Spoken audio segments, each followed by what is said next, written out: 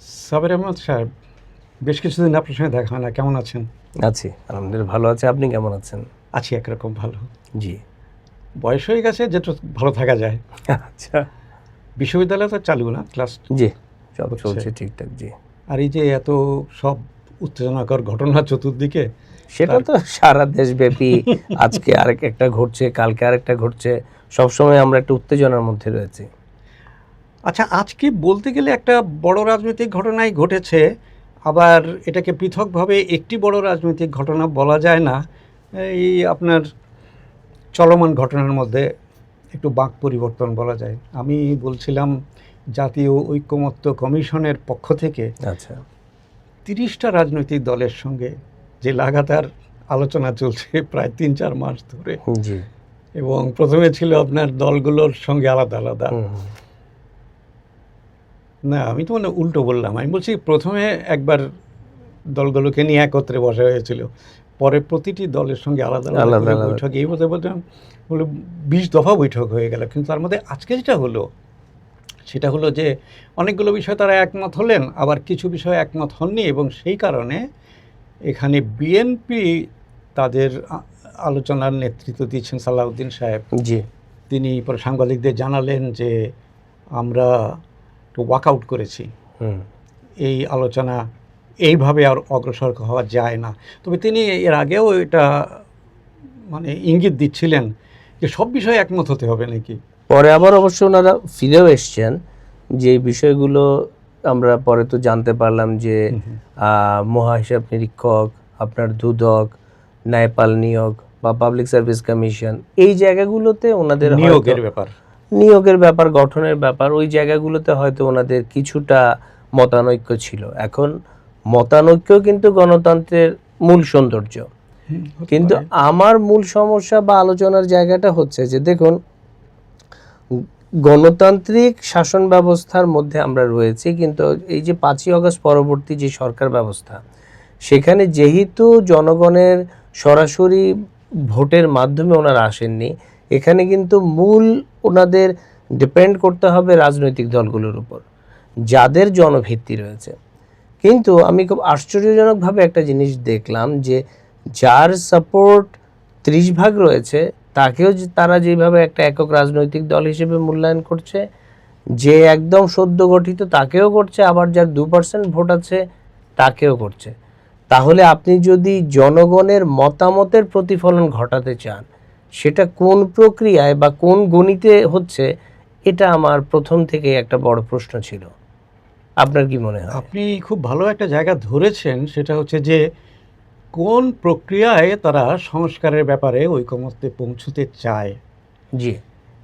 এটা যদি আরও গোড়া থেকে বলা যায়, তাহলে হচ্ছে যে অন্তর্বর্তী সরকার কতখানি করতে পারে। জি।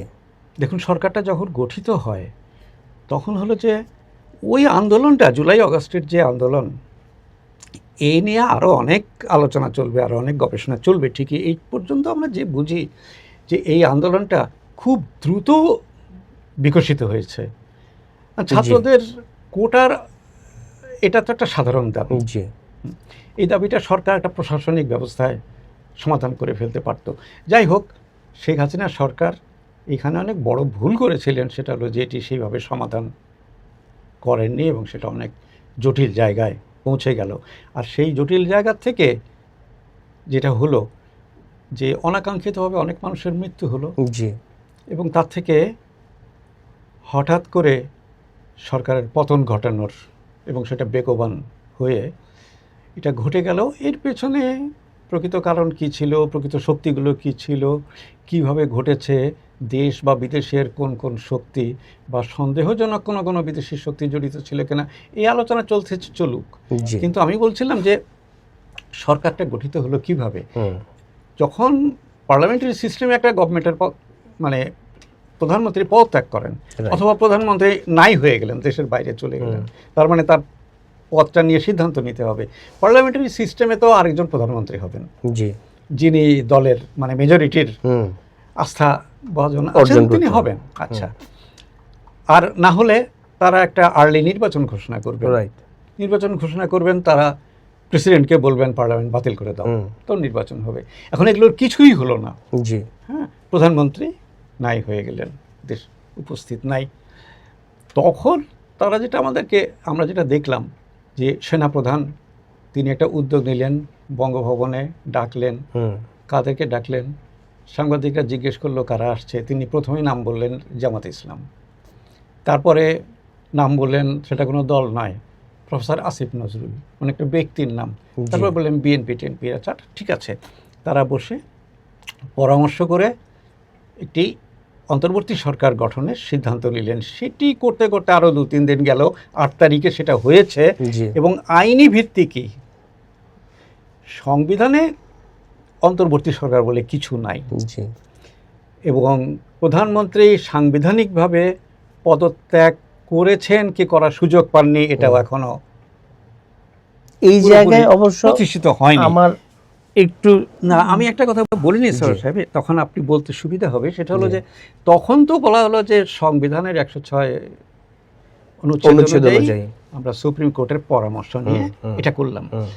পরবর্তী সময় কিন্তু আরো একটা সন্দেহ এলো যে সুপ্রিম কোর্টের পরামর্শটা কি ঠিক মতো হয়েছিল? কারণ প্রধান বিচারপতি এবং আরো একজন বিচারপতি তো তখন ক্যান্টনমেন্টে আশ্রিত ছিলেন ইত্যাদি, এগুলো এখন সমাধান হয়নি। এখন ইন্টারিম গভর্নমেন্টের কাছে মানুষের আকাঙ্ক্ষাটা ছিল যে দ্রুত দেশে শান্তি শৃঙ্খলা প্রতিষ্ঠিত করে একটা নির্বাচন দিন। জি জি। এখন আপনার কি মনে হয় আসলে এখানে তো এটা একটা লম্বা আলোচনা, লম্বা বিষয়। প্রথমত হচ্ছে যে গণতন্ত্রের সৌন্দর্য হচ্ছে জনমতের প্রতিফলন। এখন এই জনমতের প্রতিফলন বিগত বছরগুলোতে, সময়গুলোতে এটার একটা ঘাটতি আমরা দেখেছি, যে বিভিন্নভাবে অনেক কিছু চাপিয়ে দেওয়া বা যেই জায়গাগুলো ছিল সেগুলো অনেক ক্ষেত্রেই জনগণের যে স্পন্দন সেটা টের পাওয়া যায়নি। যাই হোক, পরবর্তীতে এমন একটা অবস্থা তৈরি হলো, এই আন্দোলন বলেন বা যেই বিষয়, সেখানে স্বতঃস্ফূর্ততা আমরা দেখেছি খুব সাধারণ মানুষের, বিশেষ করে সাধারণ ছাত্রছাত্রী। দুঃখজনক হলেও সত্য, সেই সাধারণরা এখনও সাধারণই রয়ে গেছে, আর অন্য যে সাধারণরা তারা অসাধারণ হয়ে উঠেছে। এই যে দেখেন যে আপনি যে কোনো হ্যামিলনের বাঁশিওয়ালার যে কোনো মন্ত্রে তাদেরকে সে সময় উদ্দীপ্ত করেছিলেন, তাদেরকে আপনি মাঠে নিয়ে আসতে পেরেছিলেন। এখন কিন্তু তাদের ভয়েসটা কোথাও শোনা যায় না। যেমন একটা পর্যায়ে আমরা যখন যে কোনো আন্দোলনেই শুনি যে আমাদের দেশে এই কালচারটা রয়েছে যে আন্দোলনের ফসল ঘরে তোলার জন্য একটা একতান্ত্রিক চিন্তা, সেটা কোনো দল হতে পারে যে আমরাই সব করেছি। ঠিক 5ই আগস্টের পরবর্তী সময় কিন্তু আমরা দেখেছি সেই ধরনের দাবি, বিশেষ করে যারা তরুণ তুর্কি বলি বা যেই ছাত্র সমাজ, তাদের অনেকেই দাবি করেছে যে একমাত্র তারাই করেছে। কিন্তু আপনি আমি আমরা কিন্তু সবাই জানি যে সেই সম্মিলিত প্রচেষ্টার ধরনটা কেমন ছিল। তো এখন কথা হচ্ছে যে তার পরবর্তীতে যে এই দীর্ঘ সময় সরকার ব্যবস্থা বা অনেক না পাওয়া থেকে কিন্তু সেই আন্দোলন, তো একই অবস্থা যখন অনেক ক্ষেত্রেই বিরাজ করেছে, তো সেই ক্ষেত্রে আমার কথা হচ্ছে যে সাধারণ ছাত্রছাত্রী জনগণকে আমরা সম্পৃক্ত করতে পেরেছিলাম। আমি তো দেখছি চারিদিকে তারা এখন আশাহত। ভবিষ্যতে কি আবারও কোনো দুর্দিনে একইভাবে আমরা তাদের পাশে পাবো কিনা, এটা কিন্তু আমার একটা বড় প্রশ্ন হয়ে দাঁড়িয়েছে। কারণ এই যে সার্বিক অবস্থা, এই সার্বিক অবস্থাটা ভবিষ্যতের জন্য একটা অশনি সংকেত। আবার দেখেন এই যে রাজনৈতিক দলগুলো, আমরা দেখছি যে বিভিন্নভাবে অনেক বড় বড় রাজনৈতিক দল যারা এখনো রয়েছে তাদেরকে বিভিন্নভাবে তুচ্ছ-তাচ্ছিল্য করা হচ্ছে, তাদের নেতা নেত্রী যারা রয়েছেন তাদেরকে তুচ্ছ-তাচ্ছিল্য করা হয়েছে বা হচ্ছে। এই যে সার্বিক অবস্থাটা, সরকারকে মাঝে মাঝে মনে হচ্ছে যে বিশেষ 2-3টা দলের প্রতি বোধহয় তাদের এক ধরনের একটা বিশেষ মানে যেটা সমাদর রয়েছে, কিন্তু অনেক বড় বড় দলের ক্ষেত্রে আমরা সেটা দেখি না। এখন ওই যে প্রশ্নটা আমি করছিলাম যে আপনি এই মাপটা কিভাবে মাপছেন, এই মূল্যায়নটা কিভাবে করছেন এবং কাকে আপনি কতটা গুরুত্ব দিবেন? যেই দল নির্বাচন কমিশনে একটা রাজনৈতিক দল হিসেবে নিবন্ধন পাওয়ার জন্য খাবি খাচ্ছে, আমরা সেসব দলকেও কিন্তু দেখছি যে বলা হচ্ছে বড় 4টা দলের সাথে আলোচনা হয়েছে। এই বড়র সংজ্ঞা কি, এই বড় কে নির্ধারণ করলো? যাদের এখনো বাংলাদেশের বেশিরভাগ জেলা বা উপজেলাতেই অফিস নেই, তা সেখানে নিবন্ধিত হওয়া এই রাজনৈতিক দল কেন গুরুত্ব পাচ্ছে? দ্বিতীয়ত, তাহলে কি আমরা যাকে তাকেই কিছু জনসমষ্টিকে একত্র করে তাকেও একটা বর্তের মালা পরিয়ে এই কাজে যুক্ত করতে পারি? মানে what are the indications and operationalization to determine যে which one is a political party in real sense? আপনার কথাই কিন্তু স্পষ্ট। আমরা ওই যে বিষয়টা ধরতে চাচ্ছিলাম যে কোন প্রক্রিয়ায় জাতীয় ঐকমত্য তারা করতে চাচ্ছে, সেখানে তাহলে বলা যায় যে গত বছর 5ই আগস্টের সরকারের পতনের পরে পুরো বিপদটা এলোমেলো হয়ে গেল এবং ওপিনিয়নের ক্ষেত্রেও দুটো ধারা দাঁড়িয়ে গেল। একটা হলো যে এটার সমাধান কিভাবে হবে, সমাধান হবে নির্বাচিত সরকারের মাধ্যমে, তো সুতরাং নির্বাচনটা বেশি গুরুত্বপূর্ণ। আরেক পক্ষ বলতে লাগলো যে না না না, নির্বাচন করে কিছু হবে না, নির্বাচন করলে কিন্তু আবার ওই ফ্যাসিবাদ ফিরে আসবে। হ্যাঁ, অথবা পুরনো ধারা ফিরে আসবে। কী করতে হবে? তারা নতুন বাংলাদেশ, নতুন স্বাধীনতা, হ্যাঁ, নতুন বন্দোবস্ত ইত্যাদি নানা কথা বলে তারা সংস্কারের একটা বিরাট গল্প ফাঁদলেন। সংস্কার কিন্তু প্রয়োজন আছে। ধরুন শেখ হাসিনা যে নির্বাচনগুলো নষ্ট করেছিলেন, কারচুপি, জবরদস্তি, সেখান থেকে ফিরে আসার জন্য তো সংস্কার দরকার, প্রয়োজন রয়েছে। সেই পরিস্থিতিতে নির্বাচন কমিশন ঠিকমতো ফাংশন করতে পারেনি। তাহলে নির্বাচন কমিশনের শক্তি, এখতিয়ার, তাকে সাপোর্ট দেওয়া সরকারের দিক থেকে, প্রশাসনের দিক থেকে, সেখানে সংস্কার দরকার। কিন্তু ওনারা বললেন কি, কিছু কিছু লোক, যে না না, এইসব ছোটোখাটো সংস্কার না, সংবিধান পরিবর্তন করতে হবে। জি, 72-এর সংবিধান কবর দিতে হবে, হ্যান। এগুলো করে করে এই যে একটা এলোমেলো পরিস্থিতি সৃষ্টি করে ফেলেছে। আর আপনি পরে যে বললেন যে সম্প্রতি 4 দলকে নিয়ে বসলেন, সেই 4 দল বিএনপি, জামাতে ইসলামী, ইসলামী আন্দোলন আর এনসিপি। এনসিপি কি দল? এনসিপি হলো আসলে প্রস্তাবিত দল। প্রস্তাবিত মানে তারা দল গঠন করেছেন, কিন্তু আমাদের দেশের নির্বাচনে প্রতীক নিয়ে অংশগ্রহণ করতে হলে যে নিবন্ধিত হতে হয়, তাদের নিবন্ধনই হয়। তাহলে 30টা দলের সঙ্গে আলোচনা করছিলেন। এই 30টা দলের সঙ্গে আলোচনা করাও কিন্তু বিষয়টাকে একরকম ছড়িয়ে ফেলা। জি, হ্যাঁ, যাতে আমরা কোথাও গুছিয়ে তুলতে না পারি। তো 30টা দলের মধ্যে আপনি 4টা দল ঠিক করলেন, না তার মধ্যে একটি দল হলো, আবার উপমা জুড়ে দেওয়া হচ্ছে বড় দল। হ্যাঁ, বড় দল, 4টা বড় দলের সাথে। কাজেই এই যে আমি এই প্রক্রিয়াটার কথা বলছি, সেজন্য আমার মনে হয় যে এখন যে একটা পরিস্থিতি দাঁড়ালো সামনে, তাদেরকে একটা জুলাই সনদ বলে একটা জিনিস ঘোষণা করতে হবে। এই সনদের দেখেন কত নাম। প্রথমে ছাত্ররা তুলেছিল প্রক্লেমেশন বলে, এবং তখনকার যাই হোক, এটা আলোচনাটা অনেক দীর্ঘ হয়ে যাবে। তখন তারা যাচ্ছিল রাষ্ট্রপতির পদত্যাগ, তারপরে ইন্টারিম গভর্নমেন্ট না, এটা একটা বিপ্লবী সরকার হবে, একটা বিপ্লবী ঘোষণা হবে।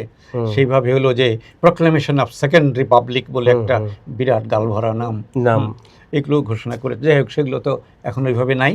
এখন শেষের দিকে আবার এটা বলা হচ্ছে যে এটা একটা সনদ। হ্যাঁ, এখন ধরেন ইংরেজিতে তো না, অ্যানাউন্সমেন্ট, প্রক্লেমেশন, কেমন চার্টার, এগুলো তো প্রত্যেকটা ওজন আলাদা আলাদা।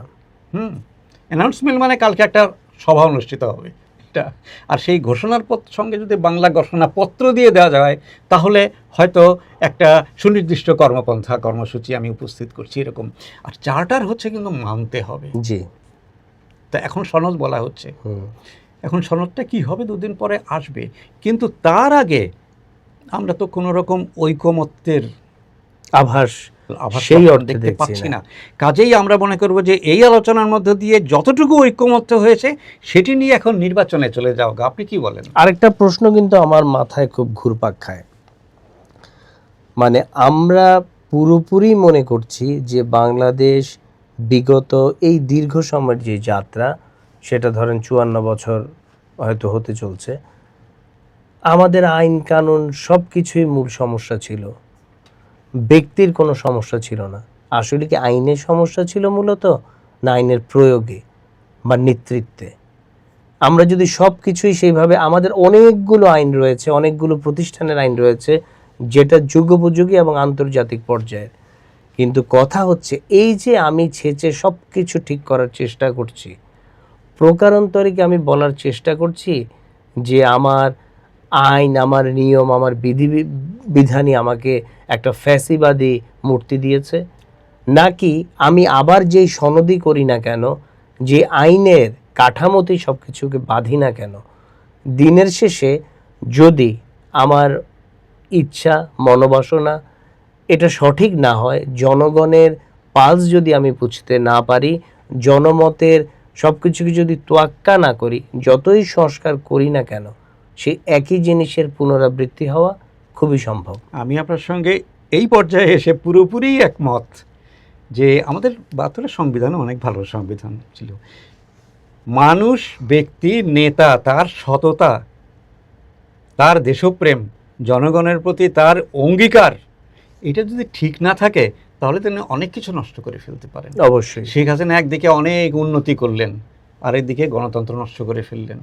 তাহলে শেষ পর্যন্ত কিন্তু আপনার ওই ইন্টিগ্রিটি এবং কমিটমেন্টের ভারসাম্যতার যে বিষয়টা সেটা আমাদের খুবই জোর দিতে প্রয়োজন। হবে। ফলে আমার মনে হয় যে সংস্কার অবশ্যই প্রয়োজন রয়েছে, আর এটা একটা চলমান প্রক্রিয়া। রাজনৈতিক দলগুলোর প্রয়োজন যে কিভাবে অল্প সময়ে যেই সংস্কারগুলো করা যায় বা চিন্তা ভাবনাটা করা যায়, যেখানে বেশিরভাগ রাজনৈতিক দলই একমত, সেগুলো নিয়ে প্রাথমিকভাবে কাজ করা।